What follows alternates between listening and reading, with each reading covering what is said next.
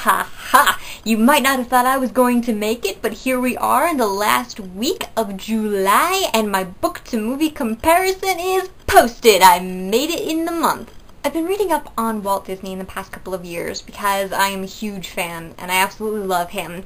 And one of the things that I found very interesting was learning about his long pursuit of the film rights for the book Mary Poppins, and the many disagreements he and the author had over the story. This is the basis for the upcoming film Saving Mr. Banks, which I am completely excited for. So last month I saw the Disney play version of Mary Poppins, and I got all excited over it, and I finally decided to read the book. I now completely understand why P.L. Travers did not like the movie.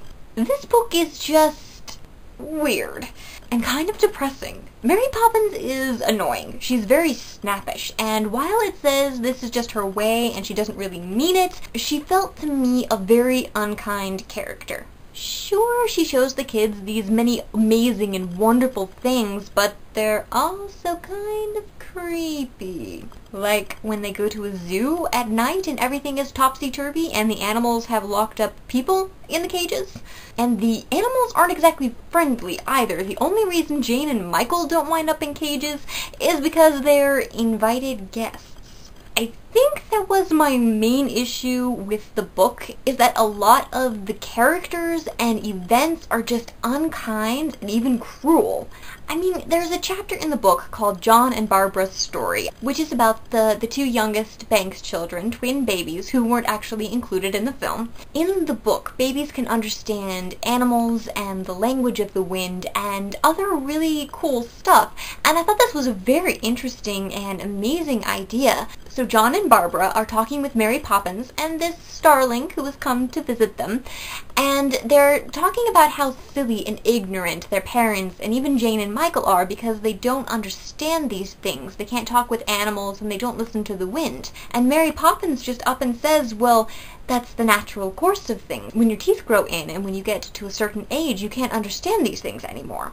And, I mean, it crushes the babies, and they're crying, and they're screaming, and they're saying, we won't forget, we will always understand, we'll always hold on to this. And Mary Poppins only shakes her head and says it can't be helped. And then the starling starts jeering and taunting them about it. Lo and behold, a few weeks later, the baby's teeth comes in, and they can't understand anything again. I mean, it's an interesting idea, the whole innocence and wisdom and, you know, children can understand more things about the world than adults can, and it's an interesting and cool idea, but I felt that the way that Travers portrayed it, the way she used it, was just cruel. I mean, unnecessarily cruel. I mean, you've got these babies screaming their heads off because they've just learned this horrible, horrible truth that all of these things that they think are miraculous and wonderful, and they understand these beautiful things, and that they won't be able to for very much longer, and there's no comforting. Mary Poppins doesn't try to reassure them about anything. She just says it's the way of things, and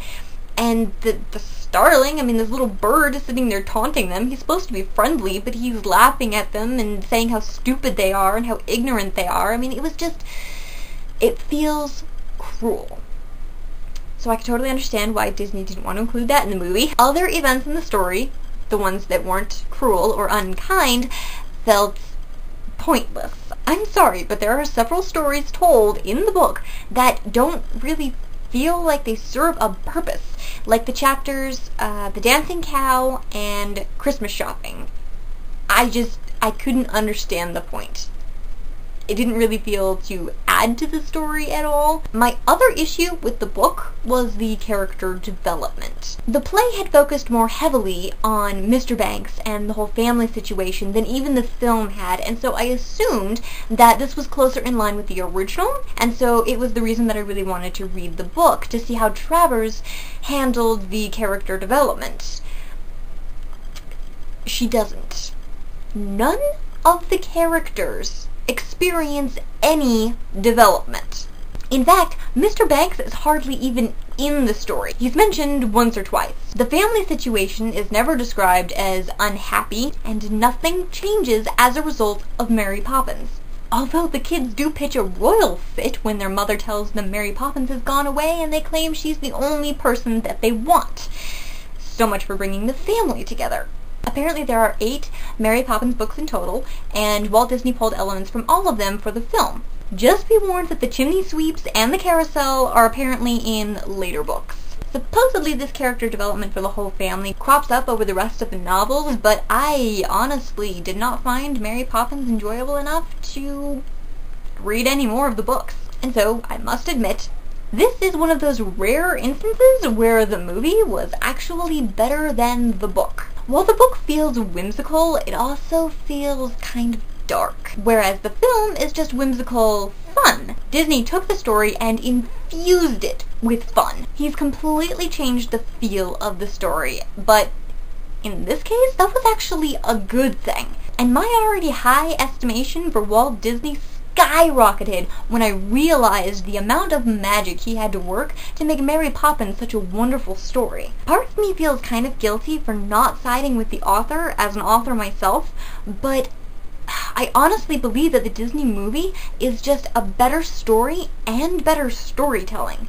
I must say, even though I didn't like the book, it actually heightened my anticipation for the upcoming Saving Mr. Banks film, because now I understand just how different P.L. Travers and Walt Disney were, and I can just say it's going to make a really interesting story.